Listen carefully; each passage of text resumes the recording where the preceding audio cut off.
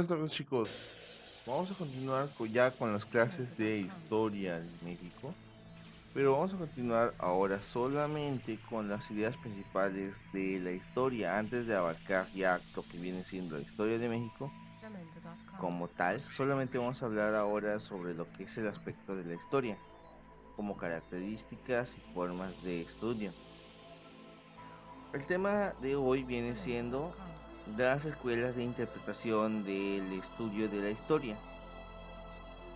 Vamos a tratar de entender a qué nos referimos con este punto, principalmente porque al principio no se consideraba la historia como una ciencia, como un sistema de estudio, y solamente se tomaba en cuenta para poder comprender algunos aspectos de ella.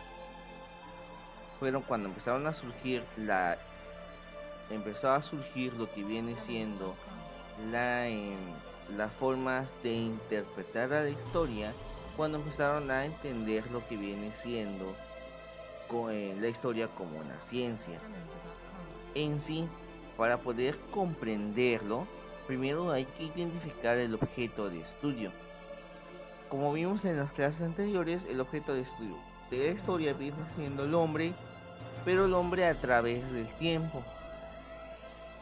Esto da paso a la ideología de que la historia tiene un permanente objetivo. Bien, entonces, de ahí vamos a abarcarnos para poder identificar.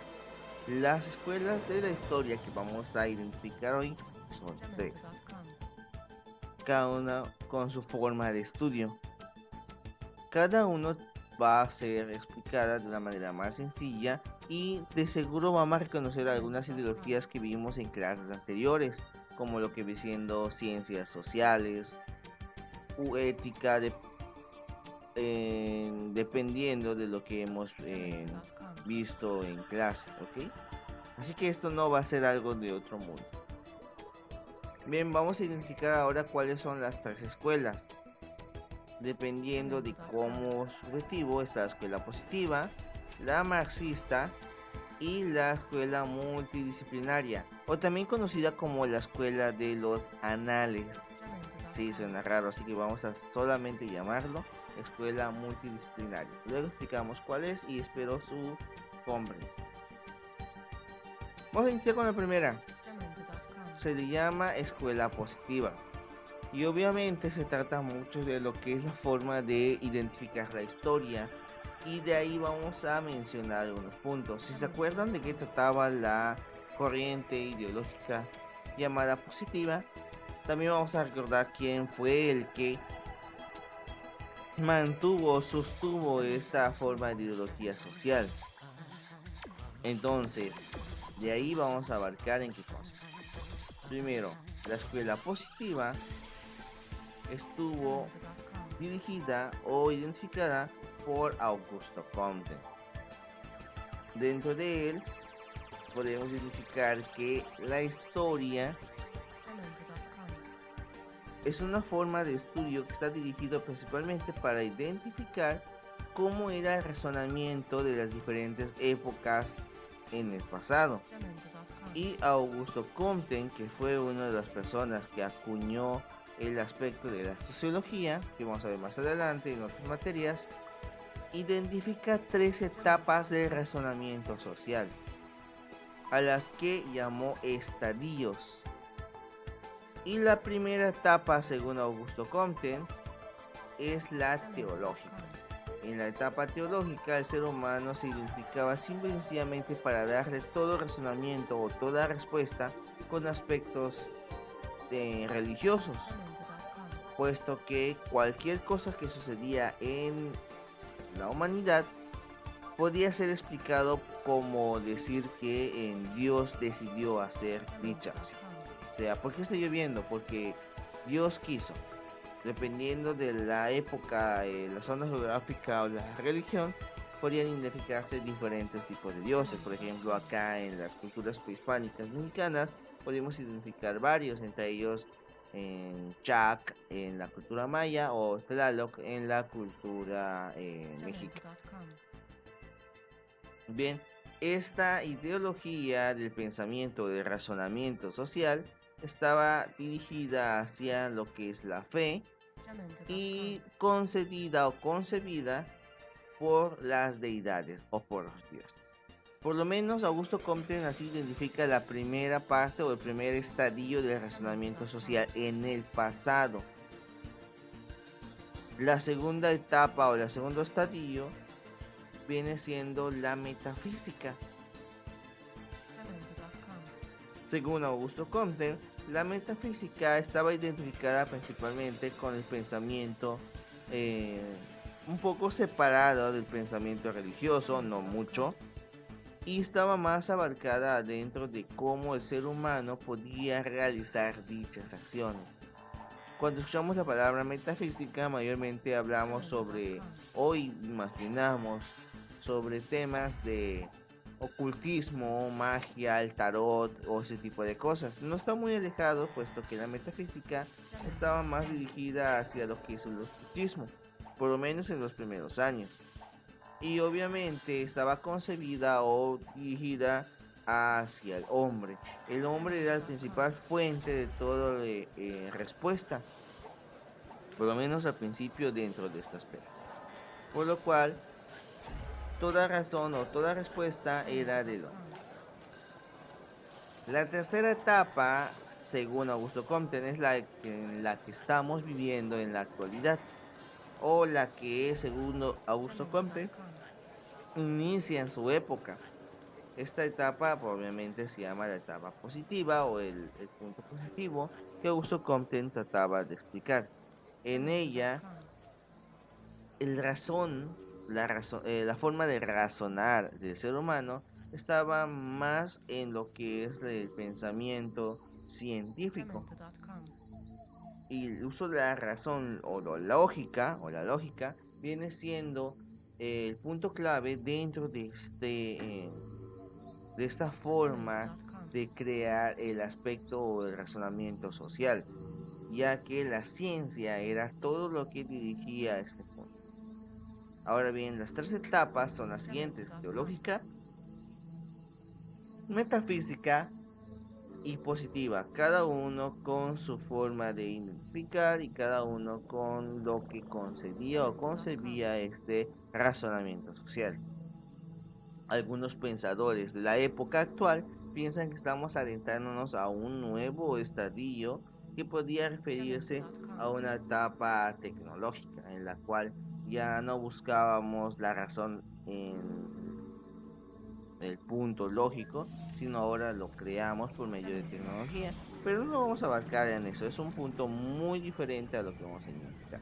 Ahora bien, regresando al punto de la historia, ¿por qué Augusto Comte decide la importancia del estudio de la historia, tanto al punto de crear una escuela que necesitaba interpretar esa materia?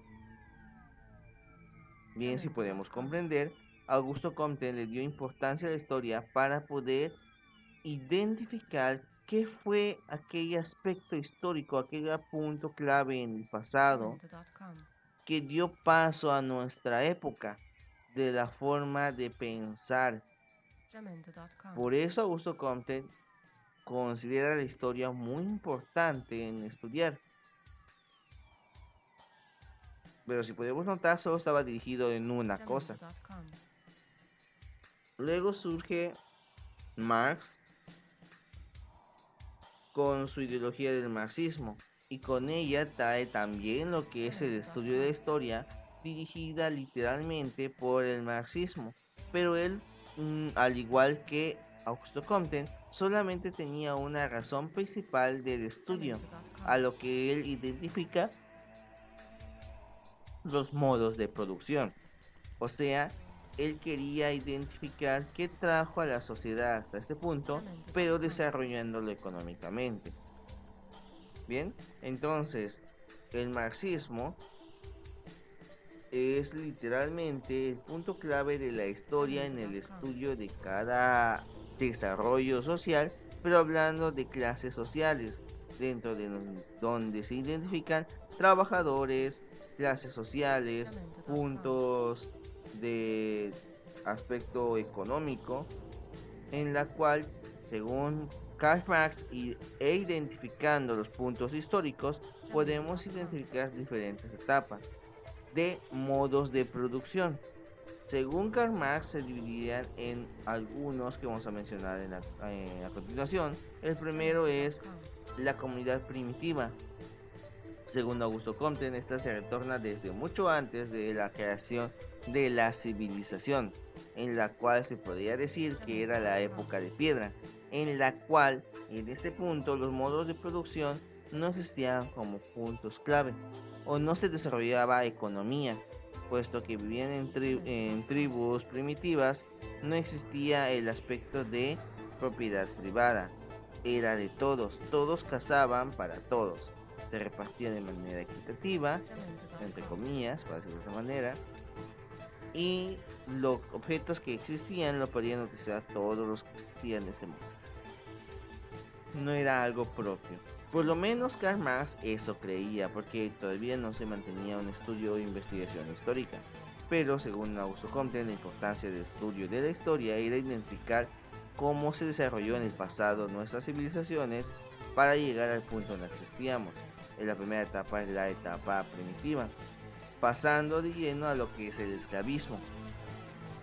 Según Marx, era un modo de producción muy importante, puesto que era barata, era de poco desarrollo, tenía mucha ganancia y daba paso a lo que era una economía un poco más sustentable. Obviamente sabemos qué es el esclavismo y sabemos qué culturas lo manejaron. No es tan primitiva como para decir que fue durante la época de los egipcios. Fue hasta el 1800 y fracción que todavía en América existía el esclavismo. Y en la actualidad todavía existe el esclavismo, pero no como en el pasado. Ahora se llegaba a mantener con la explotación laboral, que es otra forma de esclavismo. Luego pasamos a lo que es el depósito tributario. Según Karl Marx, estaba dirigido en Asia, pero ya sabemos que, por ejemplo, la cultura prehispánica manejaba lo que era el tributo, que era el pago prácticamente como de impuestos, vamos a llamarlos así, hacia el emperador para satisfacer el desarrollo económico del imperio. Los asiáticos estaban muy caracterizados por eso. Las culturas prehispánicas en México también tuvieron esa caracterización. Luego pasa al feudalismo, que es cuando se repartían las tierras en diferentes fracciones a un señor feudal que les daba las cuentas al rey o al señor dueño de los feudos un sistema económico. Eso lo vamos a explicar un poquito más adelante para que no nos hagamos bolas de lo que es el feudalismo, ¿ok? De ahí pasamos al capitalismo, que según Karl Marx era un poco primitivo a comparación de las ideologías que él quería dar a extender en sus puntos del marxismo, en la cual el capitalismo solo se desarrollaba en pocas manos y donde la fuerza de trabajo laboral, como los obreros, eran los que desarrollaban toda la economía, pero la economía se quedaba solamente en dueños de las empresas, de las industrias, de las fábricas, que eran los que más se beneficiaban, puesto que él después, según en su ideología marxista, desarrolla la última etapa, que es el socialismo, en la cual que es semejante a la primitiva. La diferencia es que sí había economía, pero no había propiedad privada como tal, o sea, era de todos, trabajábamos todos para nuestro bien común. Esto ya lo debieron haber visto en lo que es la ideología de las corrientes sociales en ciencias sociales. Si no, lo vamos a tener que recordar más adelante en materias como sociología. Pero por ahora vamos a quedarnos con estas etapas del marxismo y recordar cuál era el objetivo de Marx respecto al estudio de la historia.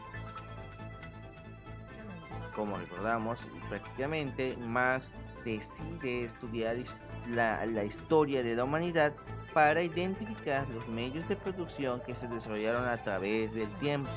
Ser humano a través del tiempo, acuérdense. Y ya de último, surge lo que viene siendo la escuela multidisciplinaria o de los anales con doble N, en la cual realmente es desarrollado por Marc Bloch y Lucien Febvre. en donde literalmente la propuesta que mantenían es que la historia no solamente era importante, sino era necesaria, y que no solamente se abarcaba en un punto. Por ejemplo, Marx decía que solo la economía y Augusto Comte en la lógica, pero había muchos factores que tenían que ser entendidas dentro de lo que es la historia, y para eso necesitaba el apoyo de muchas más disciplinas o materias, a lo que por esa razón Pierre Briand sale con la idea de llamar a este punto la historia total. O sea, ahora abarcaba todo.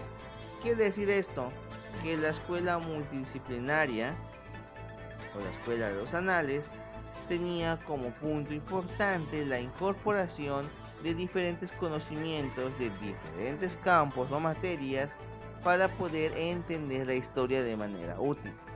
Por ejemplo, podríamos mencionar la antropología, que estudiaba las culturas, y ahora estudiando las culturas en diferentes épocas podemos identificar un poco más lo que es la historia de las culturas de la humanidad. Hablamos de sociología, en la cual podemos identificar cómo era la sociedad en diferentes épocas. La estadística, dentro de que podemos explicar literalmente cómo era la población, cuál era su desarrollo económico, cómo era su riqueza, cómo fue disminuyendo o aumentando las capacidades de cada tipo de sociedad, etcétera. Lo que es la lingüística, para poder entender las lenguas e idiomas que estuvieron en el pasado. En la actualidad se han perdido muchas lenguas e idiomas que ahora no se hablan. El egipcio antiguo ya no se habla. Existe Egipto todavía, pero ahí se habla inglés, entre otros idiomas. El egipcio como tal ya no existe. Está la economía, que es casi igual que la estadística, pero dentro de los aspectos monetarios. O también la química. Por ejemplo, nosotros sabemos que existió cierta especie o ciertas personas hace 1300 años, pero cómo identificamos, cómo datamos ese año, gracias a la química y la prueba de carbono. Y así da paso a lo que viene siendo todas las demás ciencias que aportan un poco más a la historia. Matemáticas, biología, ¿qué otras materias podríamos hablar? Física, etcétera. Todo aportan algo a la historia, por eso se llama multidisciplinario. Y todas las que puedan aportar a la ciencia de la historia son bienvenidas, sin importar qué tanto aportan. Bien, chicos, entonces ya tomando en cuenta esto, podemos identificar algunas características de esta escuela, que es literalmente la que estudiamos en la actualidad, gracias a la escuela multidisciplinaria, escuela de la interpretación histórica, también llamada escuela de los anales. Podemos estudiar la historia como lo hacemos en la actualidad. Y las características que mencionan es que, por ejemplo, combate la visión positiva. La visión de Augusto Comte, en la que decía que existían solamente 3 etapas de razonamiento, la historia multidisciplinaria puede identificar muchas otras formas de pensamiento de la sociedad, gracias a, por ejemplo, los aportes de la paleontología, la geología o la antropología. Tiene una visión total, o sea, puede abarcar una sociedad del pasado por muchos aspectos e ideologías: económica, antropológica, sociológica, psicológica, etcétera, etcétera. No se queda solamente con una forma de pensar. Utiliza todos métodos comparativos, gracias a que ubica a todas las ciencias posibles. Posee un carácter globalizante, o sea que puede abarcar todos los aspectos del planeta, es global. La historia plantea problemas por explicar, o sea, por entender. Muchos aspectos de las sociedades que existieron en el pasado pueden ser explicados gracias a otros aportes de otras épocas. Es abierta, o sea, puede cambiar. Por ejemplo, se pensaba que las pirámides de Egipto fueron hechas por esclavos, Y así nos la contaron mucho tiempo, hasta que se descubrieron algunos jeroglíficos en que entendían que los que construyeron las pirámides de Egipto no fueron esclavos. De hecho, eran tanto arquitectos como albañiles muy importantes de la época, tanto que incluso habían vías exclusivamente para esas personas, que eran literalmente personas importantes en la sociedad egipcia y no eran esclavos. O sea, cambió de una idea a otra porque la historia es abierta, o sea, es cambiante y flexible. Tiene diferentes tipos de mentir, o sea, tiene 3 niveles de acontecimientos desde el punto de vista corta, la media o la de larga duración en aspecto del estudio de la historia. Y obviamente dentro de los aspectos regionales o diferentes mentalidades pueden manifestar la historia de una forma de comportamiento diferente. Ok, bueno, entonces ya con estos puntos vamos a quedarnos. Entonces quedamos con 3 escuelas diferentes, con 3 formas de pensamiento y 3 razones diferentes por el cual para ellos, cada uno de ellos, era importante el estudio de la historia. Ok, entonces está la positiva de Augusto Comte, la marxista y la multidisciplinaria o también llamada escuela de los Andes. Bien chicos, por mi parte es todo. ¿Se acuerdan? Es un tema corto, pero es muy importante. Traten de repasarlo y si tienen dudas, por favor, coméntenmelos para poder ayudarlos. No se queden solamente con esta idea. Les dejo tarea en el modo, no se les olvide estar pendientes de ello y de enviarme sus apuntes al número de WhatsApp. Por mi parte sería todo nuevamente y nos vemos en la siguiente clase. Que tengan una bonita tarde.